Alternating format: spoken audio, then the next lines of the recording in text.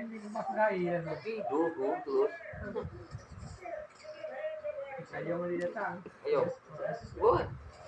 Minum. Buat. Tahu hujan ni? Dia datang. Hujan. Tak kereta lah. Naik motor. Pakai Twitter apa semua. Oh, tak sanggup pun.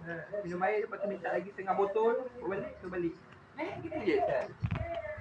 Pakat kau ni aku ni apa? Ha? Kau celup habis? Tak lah. Kau nak mana? Dia mula-mula tak terang, lama-lama gelap. Mula-mula yang aku tengok cair tu. Lama-lama gelap tu ni. Malam kau orang jalan lah. Bila? Berapa tadi? Pukul 12 lebih dekat pukul 1 ke sampai. Terus balik ke Pulau dengan ke Pulau aku. Apa? Nasib baik kat rumah ada makanan. Apa rumah dia pun penuh air dah, tu naik air dah. Hujan tadi pukul apa tak boleh hit. Pukul 9 aku pergi dah hujan. Keluar tak ada apa? Pasal Iwan ni apa? Dah aku Iwan pergi dulu. Okey. Sampai Sempang boleh selepas tidak ni. Tak dapat jalan ni Foto. kata. Oh, okey.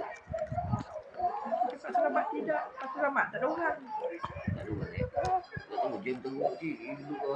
Dia semua turun balik. Dia teruk tu jam. Akak aku sangkut daripada pagi sampai baru sampai.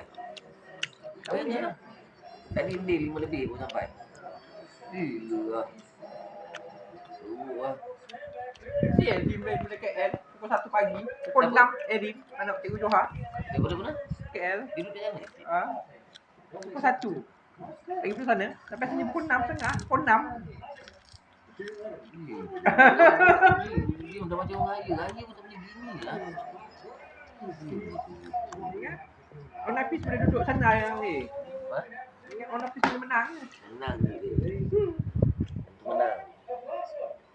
Melingkup. Betul-betul pakai tanggapan tu.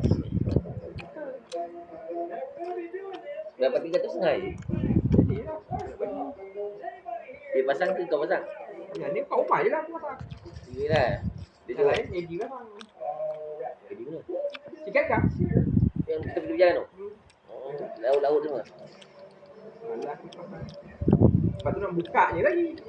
Dah pasang ni kan tu nak buka. Yalah, dah habis jangan dia gitu je.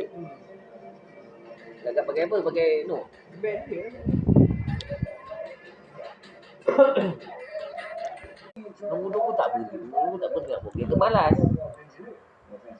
Dengan jam-jam dia tu kan. Mana? Sebab tidak.